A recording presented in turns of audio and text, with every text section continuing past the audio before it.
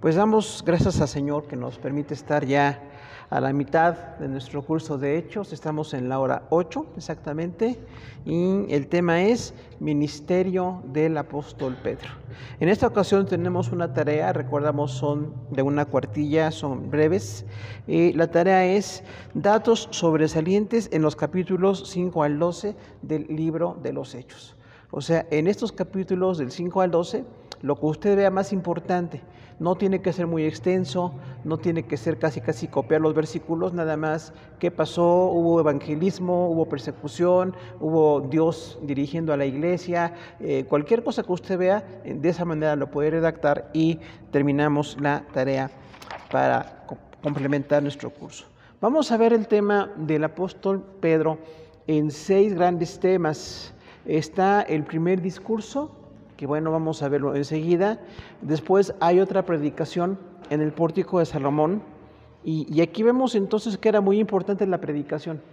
Muchas personas piensan que para que la iglesia se desarrolle se necesitan algunas técnicas o meter algunas ideas un poquito extrañas a veces, pero la iglesia crece por la obra de Dios, nosotros esforzándonos en hacer la obra que Él nos pone en nuestras manos, pero Dios del crecimiento, ¿no? Dios del crecimiento con su obra y con su Espíritu Santo. Entonces, siempre la predicación va a ser la base. Donde quiera que lleguemos a predicar, la gente se convierte. Los que rechazan, bueno, pues ya están en manos de Dios, pero nosotros cumplimos con predicar la palabra. Entonces, esa predicación va a ser muy importante.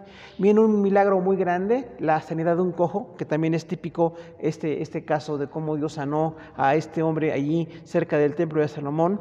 Luego está ante el Sanedrín. Recordamos que Sanedrín significa concilio y es el concilio de los ancianos que gobernaban en Israel en lo espiritual.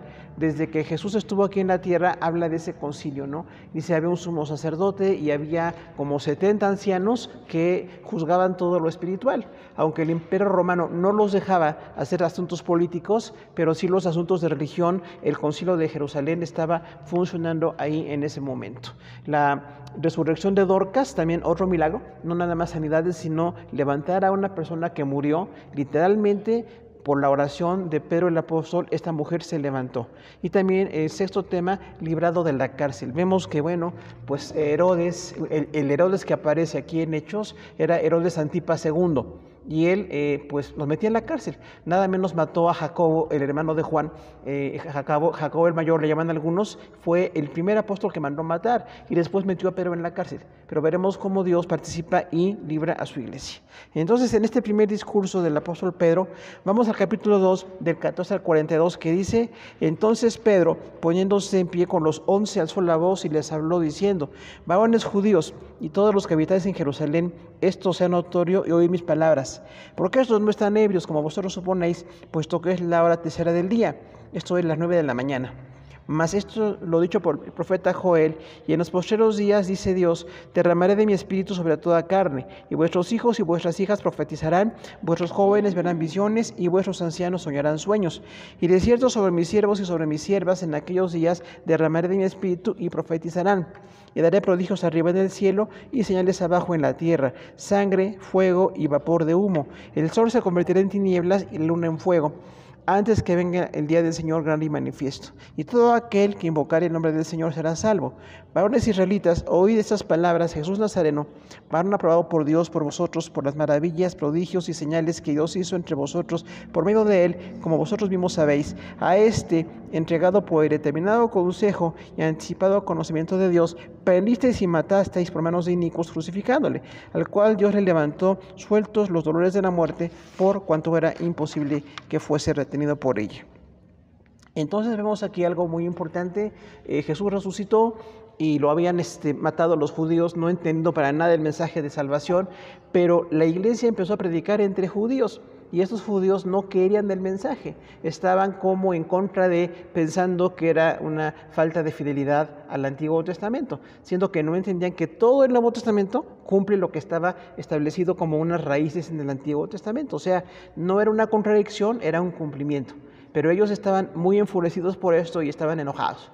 Entonces, cuando Pedro empezó a predicar, recordamos que el Espíritu Santo vino por primera vez y hubo lenguas. ¿Se acuerdan? Dice que vinieron lenguas como de fuego sobre las personas y hablaban en las lenguas de las personas que estaban allí, como de unas 17 naciones, oyendo el mensaje de salvación en sus idiomas. O sea, fue un gran milagro que es irrepetible. Nadie más puede hablar en lenguas porque el Espíritu lo dirija para hablar en el idioma de otra persona. Hoy día las lenguas son de edificación, de formación, de muchas cosas, pero no podemos hablar para entendernos con otra persona. Pero en ese momento sí, fue la primera vez que vino el Espíritu Santo y fue un milagro impactante. Como dice ahí que algunos pensaban, como burlándose, están llenos de mosto. ¿Se acuerdan que el mosto es un vino no fermentado? Parte de la gran discusión que hay sobre el vino en la Biblia, que muchos piensan que está muy apoyado, pensamos que no apoya la palabra de Dios el uso del vino, pero el mosto ni siquiera era fermentado. Entonces decían, están llenos de algo no fermentado, como diciéndoles, se emborracharon con jugo, algo así, ¿no? O sea, era como una burla. Y Pedro dice, no están ebrios, es la tercera hora del día. Recordamos que en el horario de los romanos, el día empezaba a las 6 de la mañana. Para nosotros empieza a las 12 de la noche, para los judíos empezaba a las 6 de la mañana. Entonces dice, es la hora tercera del día. De las 6 de la mañana, 3 horas, 9 de la mañana. O sea, a la hora de los judíos no era momento de estar embriagados, ¿no? Decía, por eso estamos llenos del Señor, y les empezó a predicar. Pero algo muy importante también es que la palabra siempre se basa en lo que Dios ya dijo. Recordamos que siempre predicamos lo que Dios ya dijo. Por eso no estamos inventando, ¿no? Pedro no dijo, pues les voy a dar un mensaje nuevo. Dijo, esto es lo que dijo Joel. Joel 2, 28 al 32, recordamos en el año 800 antes de Cristo, este hombre dijo, el Espíritu Santo va a ser derramado sobre toda la iglesia. Y esto dice Pedro allí, esto que están viendo ustedes no es nuevo, viene como una promesa de Dios. El Espíritu Santo vino porque lo profetizó Joel, pero estos están hablando ahora dirigidos por el Espíritu Santo, o sea, no es algo fingido, tampoco es algo carnal, es algo muy espiritual. Y entonces esas lenguas primeras vienen a ser como una comprobación de la profecía que dijo Joel. Aquí tenemos entonces un principio, siempre basarnos en lo que ya Dios dijo. No hay la idea de una novedad, ¿no? No sé cuánta gente hoy quiere cosas muy nuevas y no quieren la Biblia. Se nos hace como que la Biblia es muy antigua, algo más nuevo, un libro más reciente, ¿no?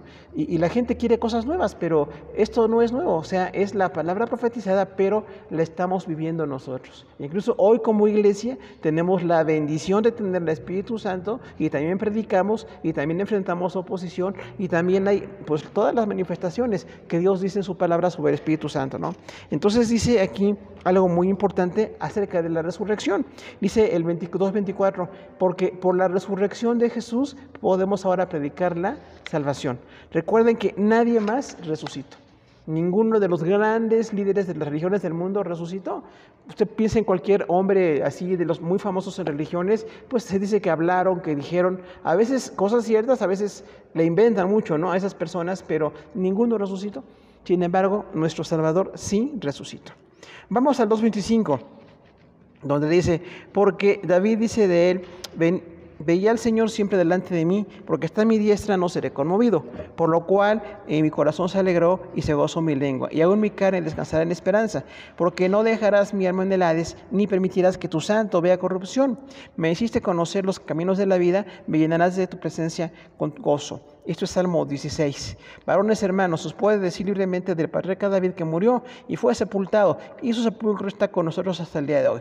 Pero siendo profeta y siendo que por juramento Dios le había jurado que de su descendencia en cuanto a la carne levantaría al Cristo para que se sentase en su trono, Salmo 89 y Salmo 132. Viéndolo pues, habló de la resurrección de Cristo, que su alma no fue dejada en el Hades, ni su carne vio corrupción. A este Jesús resucitó Dios, de lo cual todos nosotros somos testigos. Así que exaltado por la diestra de Dios y habiendo recibido del Padre la promesa del Espíritu Santo, ha derramado esto que vosotros veis y oís. Porque David no subió a los cielos, pero él mismo dice, hasta que ponga a tus enemigos por estrado de tus pies. Salmo 110:1. Sepa sepa pues ciertísimamente toda la casa de Israel, que a este Jesús, a quien vosotros crucificasteis, Dios le ha hecho Señor y Cristo. Al oír esto se compungieron de corazón y dijeron a Pedro y a los apóstoles: varones hermanos, ¿qué haremos? Pedro les dijo: arrepentíos y bautícese cada uno de vosotros en el nombre de Jesucristo para perdón de pecados y recibiréis el don del Espíritu Santo. Otra cosa muy importante, hermanos, es que la predicación tiene que ser clara. Porque algunas personas pensamos que cuando alguien predica algo que no entendemos, es muy espiritual. No sé si han visto a alguien así que dice: este es tan espiritual que no le entendí nada. Eso no es espiritual, hermano. Eso más bien es muy religioso, puede ser otro tipo de cosas, pero alguien muy espiritual tiene que predicar para que entendamos, no para que parezca como que es muy elevado, así como muy alejado, ¿no? Aunque son siervos de Dios o siervas de Dios, tienen que estar cercanos a la gente. Y Pedro estaba tan cercano a ellos que les dijo: ustedes crucificaban a Jesús. O sea, algo muy importante en la predicación es denunciar el pecado. Porque hoy está muy de moda no denunciar nada. La gente está muy cómoda con lo que hace, que cada quien haga lo que quiera. Recordamos que hoy en filosofía se maneja el individualismo. O sea, las personas viven como personas únicas.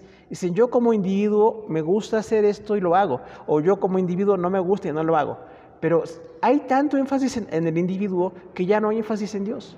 Entonces la gente dice: pues si a ti te parece bien, está bien, pero a mí no me parece bien. Entonces ese individualismo hace que la gente se aleje de Dios y hay que señalar el pecado, ¿no? También en algunos lugares piensan que el pecado es así como muy poco popular. Sí, mira, para que la gente no deje de venir, no les señale su pecado. Déjalos que estén en su pecado para que sigan viniendo a la iglesia, ¿no?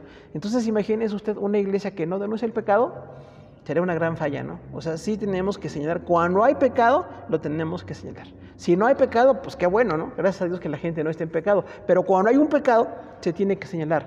Y para señalar, después lograr que la persona se arrepienta, ¿no? Ahora, algo muy importante es la comparación con David. Para nosotros David es un personaje importante. Sabemos que hizo cosas muy buenas y tuvo grandes pecados también. Sin embargo, para los judíos era la promesa del linaje mesiánico. Ellos estaban bajo el Imperio Romano, subyugados, estaban casi esclavizados y no querían al gobierno romano. Entonces, como estaban tan en contra de decir, para ellos el hijo de David era una liberación. Por eso cuando a Jesús le dicen: Jesús, hijo de David, no nada más están pidiendo la salvación, piden libertad política. O sea, están diciéndole: tú nos tienes que regresar al reino. Así como David fue rey y fue poderoso y tuvo un reino importante, en ese momento Israel no era importante, estaba muy pequeñito. Incluso el día de hoy sigue siendo muy pequeñita la ciudad de Jerusalén, ¿no? Ahora la capital es Tel Aviv y hablamos de 1 millón de personas, una cosa así, no sé, es muy chiquitito. Pero en ese momento ellos esperaban que les devolviera el reino. Por eso cuando dicen hijo de David, era como decirle: regrésanos el reino. Pero no nada más era el reino. De hecho, Jesús ni quitó a los romanos. ¿Se fija que no, Jesús nunca quitó a ningún romano? No les dijo: pues vamos a ir contra el César o a una revolución, vamos a tomar las armas. No, Jesús habló de libertad del alma. A Dios le importa más el alma de la persona, porque liberando nuestra alma nos libera de otras cosas, que puede ser lo político, lo económico, lo físico, otras cosas, pero es lo más importante delante de Dios, nuestro corazón o nuestra alma. Entonces el Señor les dijo: ustedes tienen que ser salvos para que Dios les lleve a su reino. No estuvo en contra de los romanos, aunque tampoco apoyó. Jesús no dijo: está bien que vengan los romanos y eso, ¿no? Pero en ese momento Jesús sí les dijo a ellos: este reino viene después. Lo más importante ahorita para ustedes es lo espiritual.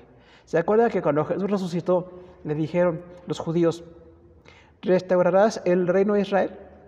Esto dice Hechos 1, ¿no? O esperaremos más tiempo.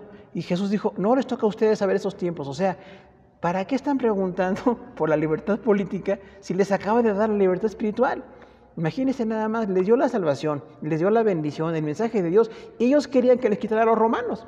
O sea, así somos algunos nosotros, ¿no? Bastante torpes, pensando que algo muy importante nos acaban de dar y pedimos algo que no es tan importante. Entonces, por eso les dice: a ustedes no les toca saber los tiempos ni las sazones, pero reciban la salvación. Entonces, en ese momento era muy importante el discurso de David es importante, pero todavía no. ¿Hasta cuándo regresará Jesús? Hasta el milenio, ¿se acuerdan? Cuando 1000 años esté en Jerusalén y desde ahí va a gobernar el mundo. Ahorita Jerusalén tampoco sería como una capital mundial para nada, pero va a ser la capital del mundo 1000 años. Ahorita no. Eso se llama el milenio, ¿no? Todos hemos oído ese mensaje, Apocalipsis y otros mensajes allí, otros textos dicen esto, pero todavía no. Entonces, como todavía no es el reino, lo que hacemos ahorita es predicar el reino de Dios. También la gente, ¿no? Cuando les predicamos, luego dicen, pues que Dios me ayude, que Dios me dé sanidad, que Dios me dé esto que yo pido. Se lo puede dar si quiere, pero no es lo más importante. Lo más importante es que su alma reciba la salvación. Y de hecho nos sigue pasando, ¿no? Muchos pedimos cosas que Dios no nos da. Y decimos, yo quisiera que me diera esto, pero no me lo ha dado. Entonces ya me dio la salvación y con eso debo estar más que contento. Otra parte importante aquí es por qué Jesús murió y tenía que estar, pues, como registrada su muerte. No fue un desmayo, no fue algo simulado, sí se murió. Ahora, cuando usted ve la palabra de Dios los días, muchos tienen ahí alguna confusión. Yo he escuchado hermanos que dicen que Jesús murió el miércoles, para que sean 3 días para el sábado, ¿no? Y dicen así, o fue el jueves, no, murió el viernes. Todos conocemos, acaba de pasar, ¿no? Pero cuando murió en viernes, venía el sábado, esa tarde, por eso le metieron a una cueva prestada, ¿se acuerdan? La cueva de José de Arimatea, y ahí se quedó Jesús, nada más envuelto de manera muy sencilla. Por eso las mujeres luego querían ir embalsamar el cuerpo de Jesús de manera un poquito más adecuada, pero en ese momento no pasó. Empezó el sábado y en la mañana del domingo resucitó. O sea, sí son 3 días, pero no son 72 horas. Porque también dicen otros, es que como Jonás estuvo 3 días en el vientre del gran pez, sí, para Jonás fueron 3 días, pero Jesús no fueron 72 horas, fue algo así como 40 y tantas horas, ¿no? Murió un viernes en la mañana, de 9 a 3 fue la cruz, a 3 de la tarde muere, al sábado estuvo todo el día en el sepulcro y en la madrugada del domingo resucitó. O sea, sí son 3 días, pero no son 72 horas. Porque algunos hermanos luego alegan mucho eso, ¿no? Nos quieren como que enseñar que pasó otra cosa. No, ya sabemos qué pasó, pero no era necesario que Jesús estuviera más tiempo. Sin embargo, cuando estuvo esas 40 y tantas horas en el sepulcro, estaba muerto, pero su cuerpo no se degeneró. Dice por eso, no dejarás mi cuerpo en el Hades, ni permitirás que tu santo vea corrupción. ¿De quién hablaba David? Hablaba de sí mismo. O sea, eso se llama profecía de doble referencia o doble recurrencia. Le pasó a David y se cumple en Jesús. ¿Por qué? Porque David dice, no me vas a dejar en el sepulcro, no porque no murió, porque sí murió, ¿no? De hecho, aquí dice en el pasaje, todos conocemos el sepulcro de David. David vivió en el 1100 a.C., o sea, tenía 1100 años sepultado David, pero los judíos esperaban todavía la libertad con su linaje, ¿no? Con sus hijos. Y dice Jesús, bueno, sí va a levantar el linaje, pero no ahorita. Y sin embargo, David murió, y no decimos que es una ofensa, pero el Salvador murió nada más 3 días para darnos la salvación. Por eso si alguien dice que Jesús está muerto, fue mentira que resucitó. Hay muchas personas, ¿no?, que dicen este tipo de cosas. La verdad, nada más lo dicen por estar analizando las cosas que no están bien, pero Jesús resucitó. Y cuando Él resucitó, entonces empieza la bendición de la proclamación del Evangelio. Ahora, algo muy importante aquí, cuando dice que Santiago dice, en los postreros días, vuestros ancianos soñarán sueños, vuestros jóvenes tendrán revelaciones y habrá una gran proclamación, habla de un tiempo de Israel, propiamente en la restauración de Israel. En el milenio, Israel tendrá todas estas bendiciones, pero por la gracia de Dios, nosotros tenemos la bendición del Espíritu Santo. Y aquí tenemos alguna división. Algunas iglesias les llamamos iglesias pentecostales o muy centradas, ¿no?, que sí creemos en el Espíritu Santo y todo esto, pero hay iglesias que se le llaman carismáticas, que van mucho más allá, manifestaciones muy extrañas, cosas un poquito exageradas, y bueno, como que exageran algunas cosas. Y también hay iglesias históricas que no creen que hoy haya lenguaje ni sanidades. Dicen, nada más fue en los tiempos de Jesús, ahorita ya nada más predicamos el Evangelio, pero no hay sanidades. Entonces decimos, lo equilibrado es lo que dice la palabra. El Espíritu Santo nos sigue bautizando, hablamos en lenguas, hemos visto gente que habla en lenguas, hay profecías en la iglesia, incluso aquí en la iglesia hubo un tiempo, ¿no?, que algunas hermanas se levantaban al final del culto y daban una profecía, lo cual está bien o no, está bien, no en el desorden, ¿no? Porque hay gente que dice, en cuanto recibo una profecía, interrumpo el culto, interrumpo la alabanza, interrumpo la predicación, porque tengo un mensaje de Dios. Eso parece otra vez muy espiritual, pero es muy desordenado, porque realmente tenemos un orden del culto. No estamos en contra de que venga una profecía, pero sí que venga en un tiempo adecuado. En el tiempo de oración puede ser, ¿no?, cuando estamos aquí todos ya orando y algo así, puede ser. O sea, hay un orden. Y esto dice 1 Corintios 12 y capítulo 14. También, que las cosas de Dios tienen un orden y tienen una pues un diseño perfecto en las cosas de Dios. Pero la iglesia entonces sí tenemos el Espíritu Santo, hablamos en lenguas, hay sanidades, hay bendiciones y hasta ahí lo que dice la palabra de Dios. No estamos tan de acuerdo con lo que dicen los grupos carismáticos, así muy exagerados, revelaciones, lluvias de oro, lluvias de diamantes, cosas muy extrañas, ¿no? Incluso presencia de ángeles en sus cultos. Y a veces decimos como que esto está muy exagerado. Y los hermanos históricos, las iglesias que no creen ya que el Espíritu Santo esté, pues están también muy limitados. Entonces por eso decimos, el equilibrio es lo que dice la palabra. Sigue pasando el bautismo en lenguas, aunque ya no hablamos en el idioma de la gente para que entiendan el mensaje, nada más es para edificarnos a nosotros o para captar la atención de la iglesia, ¿no? Y hay lenguas que son para nosotros, hablamos en lenguas para edificarnos, y hay otras lenguas que son para la iglesia. Por eso dice la palabra, géneros de lenguas, yo hablo en lenguas. Y cuando habla el don de lenguas es para darle a la iglesia un mensaje. Entonces son dos funciones de las lenguas. No siempre es mensaje, no siempre es personal. Tendríamos que ver cuándo es personal. Yo puedo orar o varios podemos orar en lenguas y no hay un mensaje. Pero cuando venga un mensaje, incluso se ve la voz, ¿no? La gente como que eleva un poco más la voz y habla algo de parte de Dios. Y la intención es que nada más nosotros captemos la atención para poder dar lugar a esa administración. Termina el mensaje y nada más analizamos, revisamos. No es la palabra perfecta, porque algunos incluso hoy se llaman movimiento profético. Hay un grupo que le da tanto énfasis a lo que dice un profeta que casi es como la Biblia, ¿no? Es que lo dijo un profeta. Está bien, pero si lo dijo el profeta, tengo que ir a ver lo que dice la Biblia. Porque si dice algo aparte de la Biblia o distinto de la Biblia, es un falso profeta. Y a la gente le parece muy espiritual. Dice, no, me lo dijo un profeta. Está bien que se lo digan, falta que sea cierto. A lo mejor sí es de Dios, a lo mejor no es de Dios. Y entonces tenemos que ver por eso con un discernimiento. ¿Cuándo es de Dios y cuándo no es de Dios? La profecía no cambia la Biblia, no nos cambia a nosotros, no nos dice con quién casarnos, no nos dice nada más que una edificación general para la iglesia. Y a veces incluso nos consuela, ¿no? Dice la palabra edificación, exhortación y consolación. Para esas tres cosas es la profecía y nada más. Pero no siempre hay profecías aquí en la iglesia, ni siempre tiene que haber. Porque hay iglesias que quieren que cada semana haya profecías, ¿no? Y hay algunas que tienen incluso varios cultos y en cada culto profecías. Y decimos, bueno, como que están exagerando, porque lo más importante es la profecía mayor, que es la palabra de Dios. O sea, ya tenemos la Biblia, no hace falta algo más. El segundo tema de Pedro el apóstol está en el pórtico de Salomón, 3:11 al 26. Vamos a ver qué dice otra vez una predicación. Y teniendo asidos a Pedro y a Juan el cojo que había sido sanado, todo el pueblo atónito concurrió con ellos al pórtico que se llama de Salomón. Viendo esto, Pedro respondió al pueblo: varones israelitas, ¿por qué os maravilláis de esto? ¿O por qué ponéis los ojos en nosotros, como por si en nuestro poder o piedad hubiéramos hecho andar a este hombre? Esto es humildad, ¿no? El Dios de Abraham, el Dios de Isaac y de Jacob, y el Dios de nuestros padres, ha glorificado a su Hijo Jesús, a quien vosotros entregasteis y negasteis delante de Pilato, cuando éste había decidido ponerlo en libertad. Mas vosotros matasteis al santo y al justo, y pedisteis que se os diese un homicida, y matasteis al autor de la vida, a quien Dios ha resucitado de los muertos, de lo cual nosotros somos testigos, y por la fe en su nombre, a este que vosotros veis y conocéis, le ha confirmado su nombre y la fe que le ha dado completa sanidad en presencia de todos vosotros. Mas ahora, hermanos, sé que por ignorancia lo habéis hecho, como también vuestros gobernantes. Pero Dios ha cumplido lo que había antes anunciado por boca de todos sus profetas, que Jesucristo había de padecer. Así que arrepentíos y convertíos para que sean borrados vuestros pecados, para que vengan de la presencia del Señor tiempos de refrigerio.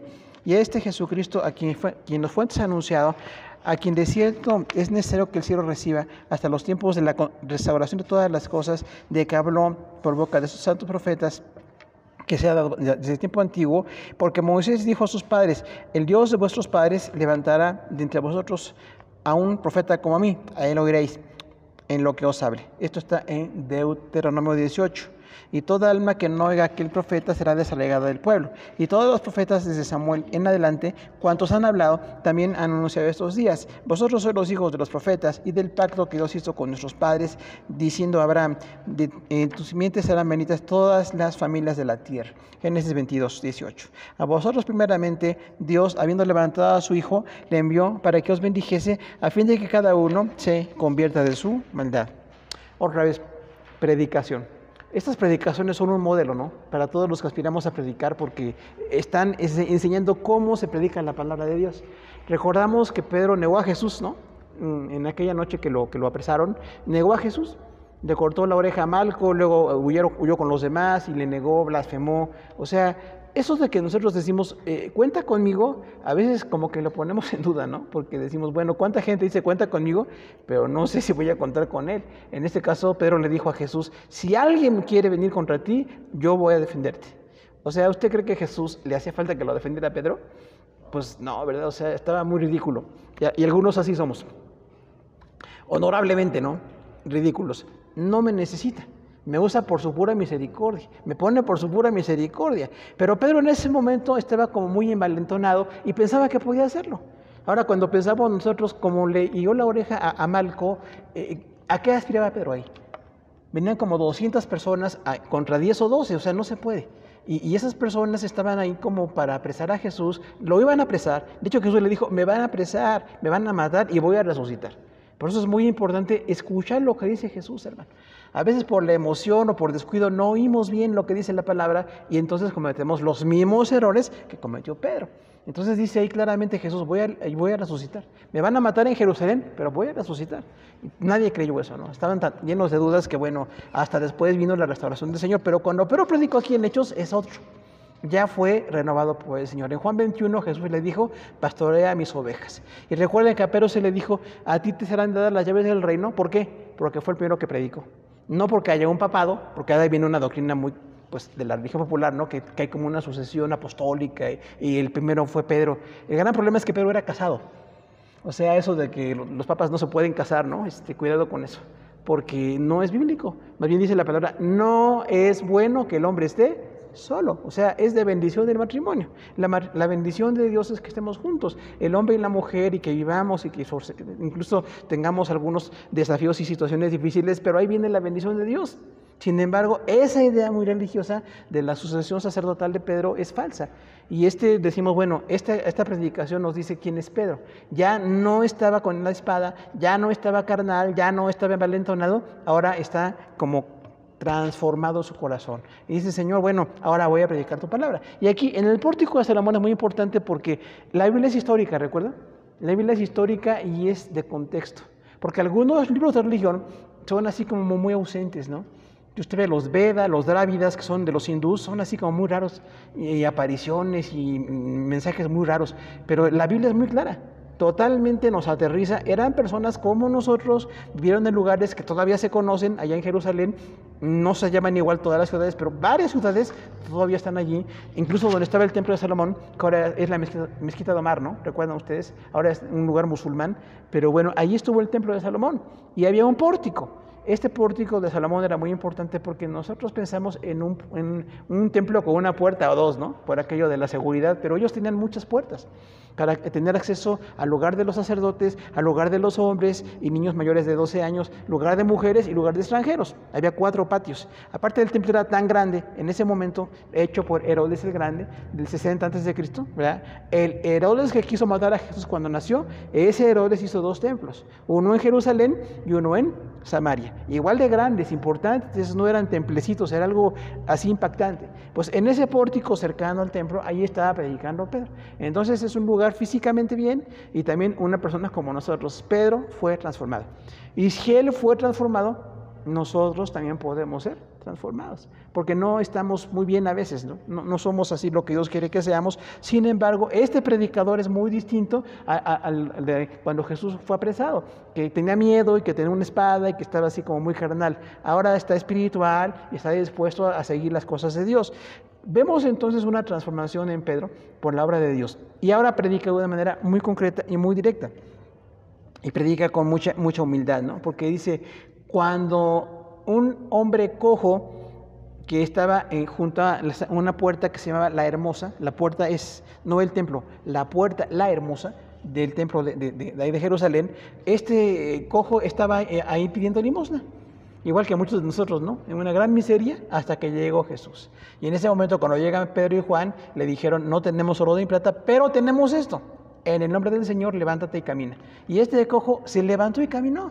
O sea, los milagros que sucedieron y siguen sucediendo hoy, todavía hay ministerios y hermanos que están tan enfatizados con esto que hay muchas sanidades. Y en todas las iglesias Dios sana y levanta bendición para que la gente sea sanada. Y este que fue sanado fue un gran testimonio, porque todos lo conocían que pedía limosna y ahora por la oración de Pedro y Juan fue levantado.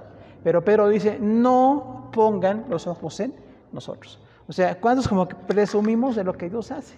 Dios lo hace por pura misericordia. Puede usar a otros mucho mejores que nosotros, pero nos usa a nosotros por pura misericordia. Y Pedro y Juan dicen, nosotros no somos, ni tenemos el poder, ni tenemos la bondad para hacerlo. Es que somos siervos de Dios.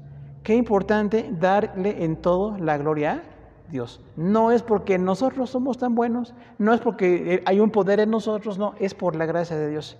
Por eso sí decimos, cuando hay ministerios de grandes evangelistas, hay que recordar muchas sanidades, pero el poder es de Dios. Estos hombres oran y se dedican y tienen ministerios muy importantes, pero no son ellos los que tienen el poder lo tiene Dios. Y cuando la gente como que se engolosina con el poder, hay muchos errores.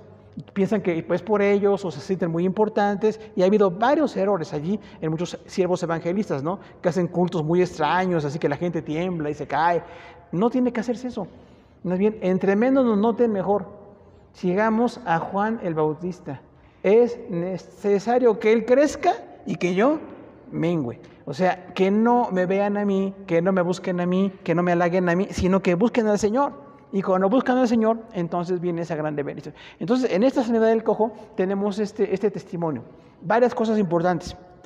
El Espíritu Santo que levantó a este cojo está con nosotros hoy. O sea, exactamente igual hoy puede haber sanidades. ¿Por qué no hay tantas? A lo mejor porque oramos poco. Por eso los hermanos evangelistas que se dedican tanto a orar, ahí están levantando, ¿no? Ahí conocemos hermanos y mujeres también. El siglo pasado fue una mujer, Kathryn Kuhlman, no sé cuántos han leído de ella. Si no han leído, arrepiéntanse y lean, porque fue una mujer de Minnesota, pues muy sencilla, predicaba muy sencillo, pero había cientos de sanidades. O sea, ¿Dios usa a las mujeres o no? Porque sigue la discusión, ¿no? Puros hombres, ya ve que somos bien machistas, ¿no? Somos honorablemente machistas en algunas iglesias. Decimos, si eres hombre, sí, si eres mujer, no. Oiga, qué feo, ¿no? Pero en realidad Dios usa hombres y usa mujeres. Y esta mujer, Kathryn Kuhlman, Dios levantaba muchas personas sanadas por una oración muy sencilla que ella hacía, ¿no? Y tenía una carpa en ese tiempo. A algunos nos tocó predicar en carpas hace muchos años y era una forma de evangelismo, pero esto viene de Estados Unidos. Allá empezó eso de las carpas como de circo y hacen ahí una predicación. Está bien la predicación, pero esta mujer fue muy usada por Dios allí. Antes que ustedes conocen Cash Luna o Benny Hinn, que son hombres, en este caso Morris Eulo, también hace algunos años, 30, 40 años, todos Estados Unidos, pero no nada más en Estados Unidos. Dios levanta evangelistas en muchos lugares del mundo y hay sanidades registradas donde se ve que de verdad la gente fue sanada, porque también hay quienes como que les gusta el protagonismo, les gusta salir en la tele ahí, Dios me sanó y tenía mi dedito malito, y ¿dónde se ve que sanó? Ni siquiera se ve, ¿no? Pero están ahí mi dedito y les encanta lucirse. Eso no está bien, pero personas que hemos visto que sí de veras o Dios levanta un muerto o sana una enfermedad, en ese momento nos quedamos impactados, ¿no? Y eso sucede y sigue sucediendo todavía el día de hoy. Entonces, nada más, estas sanidades que se hagan en nombre del Señor, no para la gloria de nosotros, sino para la gloria de Dios. Y si Dios le llama a usted para orar por un enfermo, hágalo, por favor, hermano, porque nosotros decimos, bueno, no nada más son estos grandes evangelistas o estos hombres de Dios, todos podemos evangelizar y orar por las personas. Incluso si usted ora por una persona y es sanada, es un testimonio. Y a veces hay que compartir esas cosas, ¿no? También a veces como que no compartimos los milagros de Dios, como que nos acostumbramos. Y decimos, bueno, sí, oré y la persona sanó, pero pues, ¿qué tiene?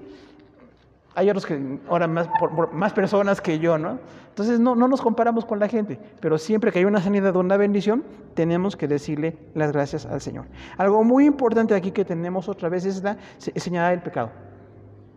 Porque si hubo sanidad y les predican porque este cojo, pues todos lo conocían que era un limosnero y ahora es un hombre que alaba a Dios en el templo, qué bueno. Pero decía, entonces arrepiéntanse. Qué importante, siempre hablemos de arrepentimiento. Que no caigamos en la moda de caer bien y por eso una predicación así como muy superficial, muy agradable. No está mal que sea agradable, pero si no señala el pecado, no sirve para nada. porque la gente se sale muy contenta pensando que está bien, que esa predicación les gustó mucho, pero si una persona no denuncia el pecado, entonces no va a haber arrepentimiento. Y viene una situación ahí como de pues frialdad espiritual, la gente no se convierte. Entonces este cojo es muy importante porque ni siquiera era conocido, ni sabemos su nombre, pero por su sanidad hubo evangelismo y hubo una grande bendición. Pero después también viene una persecución. Y ahí vamos, el cuarto tema es Pedro ante el Sanedrín, 4 del 1 al 4. Que recuerda usted, esto es nada menos que el concilio de los judíos, 70 o 72 ancianos, muchos fariseos, muchos saduceos, y estaban ahí como juzgando las cosas espirituales. ¿Qué dice ante el Sanedrín? 4:1 al 4. Hablando ellos al pueblo, vinieron sobre ellos los sacerdotes con el jefe de la guardia del templo y los saduceos, resentidos de que enseñasen al pueblo y anunciasen en Jesús la resurrección de entre los muertos. Les echaron mano y los pusieron en la cárcel hasta el día siguiente porque era ya tarde. Eso es una persecución, ¿no? Pero muchos de los que habían oído la palabra creyeron y el número de los varones era como 5,000. Oiga, entonces, si usted quiere servir a Dios, dispóngase a esto. Porque muchos enseñan que servir a Dios es como una situación de mucha comodidad. Incluso hasta si les gusta, ¿no? Voy si me dan tal dinero, ¿eh? Si me dejan en hotel de lujo, sí voy. Si no, no. Mándenme, por favor, con un carro de lujo, porque yo siempre ando en carros de lujo. O sea, ¿en qué caen algunos que se creen así como un magnate, ¿no? Algo así como un artista mundano. Pero los siervos de Dios también tenemos una persecución. Este cojo que recibió la sanidad, que hay testimonio, que se levantó alabando a Dios, entró al templo alabando a Dios, y la gente se quedó sorprendida, y le dicen a Pedro y Juan, ¿con qué poder hicieron esto? Dicen Pedro y Juan, no tenemos el poder es de Dios, pero denle gracias a Dios. Bueno, cuando predican toda esta bendición, parece que está muy bien, pero entonces viene la molestia de los religiosos. ¿Sabe que los religiosos muchas veces se molestan? A menos que sean cristianos, ¿no? Porque dice ahí que hay un grupo de personas que políticamente existieron hace como 2000 años, ¿no? Dice, vino el jefe de la guardia del templo y los saduceos. O sea, este Sanedrín, que no tenían poder político desde Roma como para hacer cosas importantes en lo político, sí estaban en cosas espirituales. De hecho, son los que juzgaron a Jesús, ¿se acuerdan? Cuando le dicen a Pilato, nosotros no podemos matar a Jesús, tienes que autorizarnos tú. Por eso Pilato se lavó las manos, ¿se acuerdan? Aquel evento muy, ya muy conocido. O sea, no creía Pilato que mataran a Jesús, pero él tenía que autorizar que lo mataran, porque el Sanedrín concilio no tenía poder para matar a una persona por esto. Entonces vienen ahora muy resentidos con los predicadores. O sea, a la gente religiosa no le gusta la predicación, porque están muy a gusto así. Puede ser para ellos muy tranquilo cómo manejan su religión o cómo manejan las cosas según ellos, o su comodidad o sus intereses personales, pero no están predicando la palabra. Y cuando se predica la palabra, entonces viene una molestia. No sé a cuántos de nosotros nos han atacado por predicar el Evangelio. Pero así pasa, hermano. No es que la gente recibe bien el Evangelio y qué bueno que predican, qué bueno que se levantó este cojo, qué bueno que hay sanidad. Estaban enojados. Dicen, ¿por qué ustedes tienen esta autoridad? ¿Se da cuenta que hay gente que no le gusta nada? Aquellos que se quejan de todo. Había sido levantado un cojo, y aunque el cojo se levantó, ellos estaban enojados. Y traen ahí a algunas personas, el jefe de la guardia del templo. Recuerden, entonces este Sanedrín tenía como un grupo de soldados tipo civil, o sea, no eran soldados romanos, pero sí tenían un uniforme, tenían una forma de presentarse, y vienen ahí con estos pues guardias del templo. Entonces estas personas guardaban el orden, guardaban que en el templo no pasara ninguna cosa que no debía pasar, y vienen con alguna autoridad, pero vienen enojados con Pedro y con Juan. O sea que si yo le uso a usted y levanta un cojo y alguien se enoja, pues no se sorprenda, porque ha pasado, ¿no? Que se enojan. ¿Cómo te atreves tú a orar? ¿Y por qué levantaste a esta persona? ¿Y por qué invitaste a esta persona? Hermanos, qué bueno. Gracias a Dios por los hermanos evangelistas, ¿no? Que aquí tenemos varios hermanos que han traído personas y les evangelizan y les traen. No es fácil. Algunos de estos tenemos la dificultad de que no tenemos mucha habilidad para evangelizar, pero hay hermanos que son evangelistas y traen personas, y alguien que se enoja, ¿no? Imagínense nada más. Alguien que se enoje porque traen ahí a una persona. Hace muchos años en Argentina había un hermano que empezó a ganar gente para Cristo siendo muy jovencito, ¿no? Y cuando traía personas a la iglesia, algunos ancianos se enojaban. y decían, no os traigas así de greñudos, que se corten el pelo primero. Hermano, están siendo evangelizados, están viendo a la iglesia, y hay personas así en la iglesia, medio cerrados, ¿no? Por eso decimos, qué bueno. Mire, yo quisiera que nuestros jóvenes trajeran a otros jóvenes, que vengan bien greñudos, no me importa un cacahuate, porque están viniendo, qué bueno que vengan, ¿no? Pero a este hermano le pasó, y decían, ¿cómo traes personas aquí a la iglesia? Primero que se bañen, y primero que se vayan a no sé dónde. Oiga, hermano, era imposible, ¿no? Ahora, ¿qué música cree que tocaban estos argentinos greñudos? Pues tocaban rock. Algunos que somos rockeros, dicen que somos ruqueros, ¿no? Por la edad y eso, pero bueno, no les gustaba. ¿Cómo fue esa música aquí en la iglesia? Y ahora hay una iglesia muy grande con gente de esa música, y la iglesia que no creció se quedó chiquitita, porque no aceptó a las personas greñudas que venían ahí con su escándalo. Entonces, hermano, qué importante, a la gente hay que recibir. Si vienen, qué bueno que vienen. No me importa su cabello o su ropa, ni nada, nos importa que vienen. Porque hay muchos que hasta le quieren medir la ropa a la gente, ¿no? Que se ponga una falda larga y que se ponga, quién sabe qué. ¿A usted qué le importa cómo viene? Deje que llegue. Si llega, nos da mucho gusto. Ya después Dios le cambiará la ropa o el pelo o lo que sea, si Dios quiere. Y si no quiere, pues qué bueno, ¿no? Porque algunos no cambian y siguen siendo iguales, y sin embargo Dios los usa. Entonces, cuidado con eso. Porque estos sanedrín están muy enojados. Pero, Juan, ¿por qué ustedes están pues levantando a una persona enferma, no? Ahora dice que estaban resentidos. Resentidos quiere decir que estaban enojados. Entonces, hermano, hay gente a la que le enoja que hacemos el evangelismo.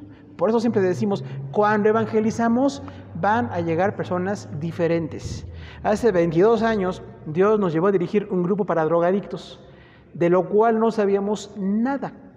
Pero un grupo nos pidió ayuda y los dirigimos. Fue de mucha, mucha bendición. Dicho, algunos aquí todavía lo recuerdan, ¿no? Están allá por Ojo de Agua.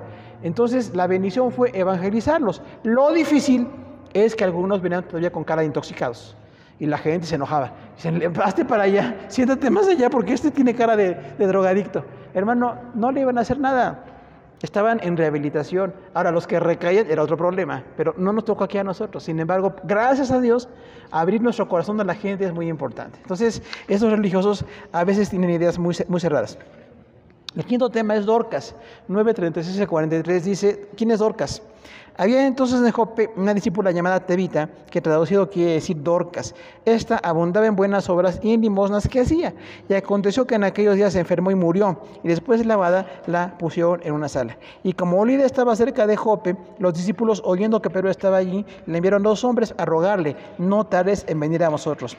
Levantándose entonces Pedro fue con ellos, y cuando llegó, le llevaron a la sala donde rodearon todas las viudas llorando y mostrando las túnicas y los vestidos que Dorcas hacía cuando estaba con ellos.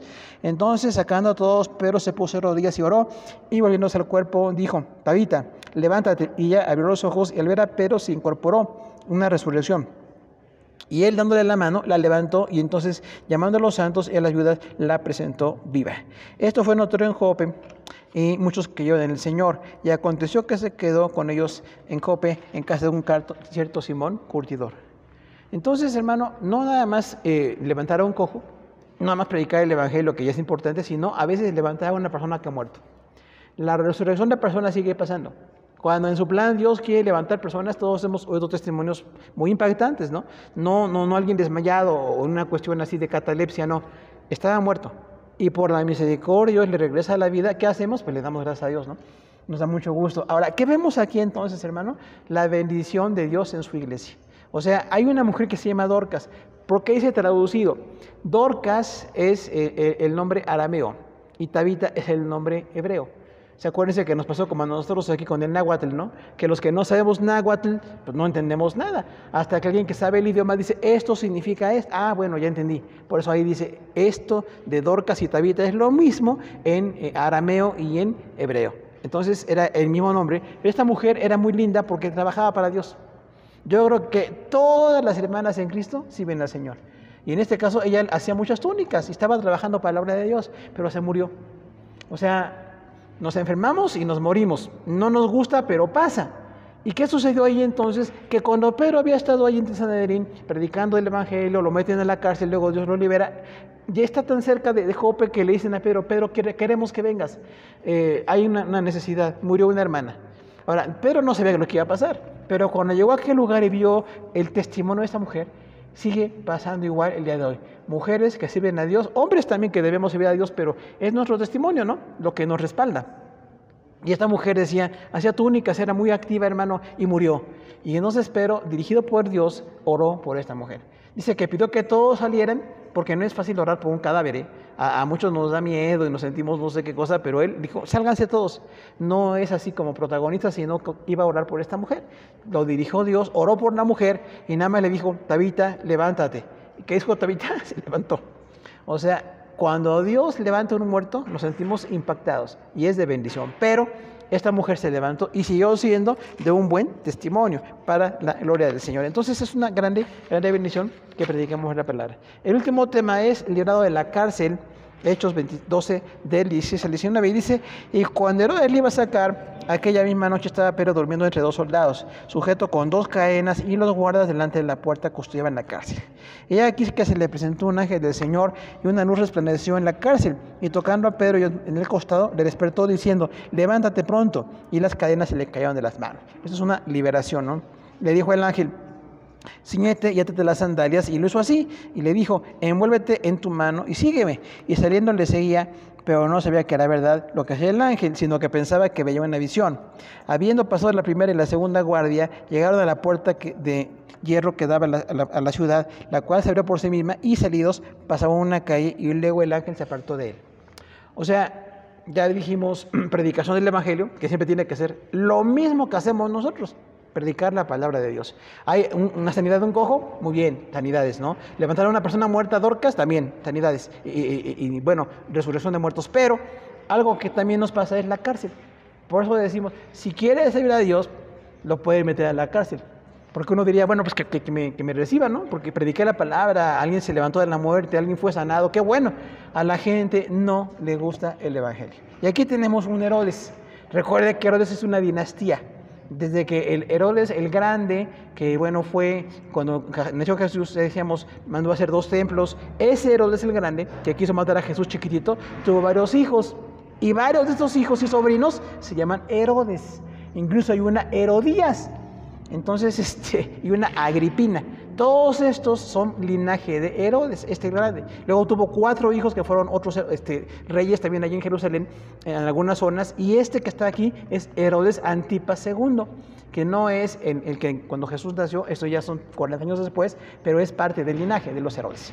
Entonces vemos otra vez nombres, ¿no? A nosotros no nos gusta el nombre, pero la Biblia es real. Hubo un Herodes, fue malo, fue perverso y así se llamaba. ¿Qué pasó con Herodes Antipas II? Mató a Jacobo el mayor. ¿Usted recuerda a Pedro y Jacobo, a Juan y Jacobo, muy cercanos con Jesús? Bueno, pues Jacobo el mayor, le llamaban algunos, murió. Lo mandó matar Herodes.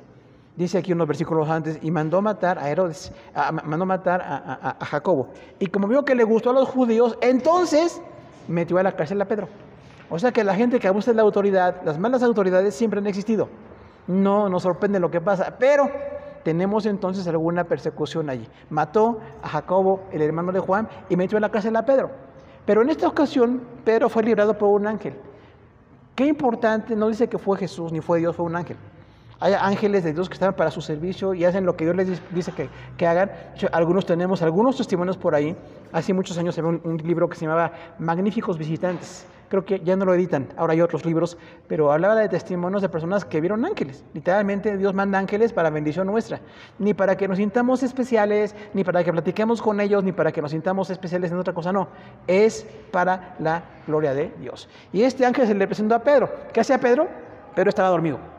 Nada más que la iglesia estaba haciendo oración por él en la casa de la mamá de Juan Marcos. Ese Marcos que luego escribe el Evangelio de Marcos, que le falló a Pablo en una ocasión, estaba ahí como joven y su mamá en su casa en una reunión. Y cuando oraban por Pedro, decía el Señor, saca a Pedro de la cárcel. ¿Qué hizo Dios? Pues sacó a Pedro de la cárcel, pero no creyeron. Cuando llegó Pedro y tocó la puerta, una muchacha llamada Febe, ¿se acuerda ahí? Le dicen, no, estás loca, no es Pedro. Dijo, sí, ahí está Pedro afuera. O sea que a veces los milagros Dios los hace y nos sorprenden a nosotros, porque no esperaban que Pedro estuviera ahí. Y cuando fue sacado de la cárcel fue por un ángel. Herodes mandó meter a Pedro en la cárcel, pero un ángel tocó a Pedro en la noche y le dijo, levántate. Pedro pensaba que era una visión, porque dice que las cadenas se le cayeron, y los soldados que estaban junto a él no notaron nada. Pero se levantó y empezó a caminar. Había 4 puertas hasta la calle y en cada puerta 4 soldados. Eran 16 soldados. Esto es una guardia romana. Hasta el día de hoy en historia nos enseñan. Una guardia romana eran 16 soldados. Son estos. Igual que en la tumba de Jesús eran otros 16. Y entonces dice aquí que cuando salió a la casa de Pedro, se quedaron todos sorprendidos. Pero hasta la mañana siguiente se dieron cuenta de este gran milagro. O sea, Dios nos puede librar de la cárcel, también a nosotros. Y también puede mandar ángeles para que nos respalden en el ministerio. No porque seamos muy especiales, sino por la pura misericordia de Dios. Terminamos la hora 8, hermanos. Gracias por su atención a todos.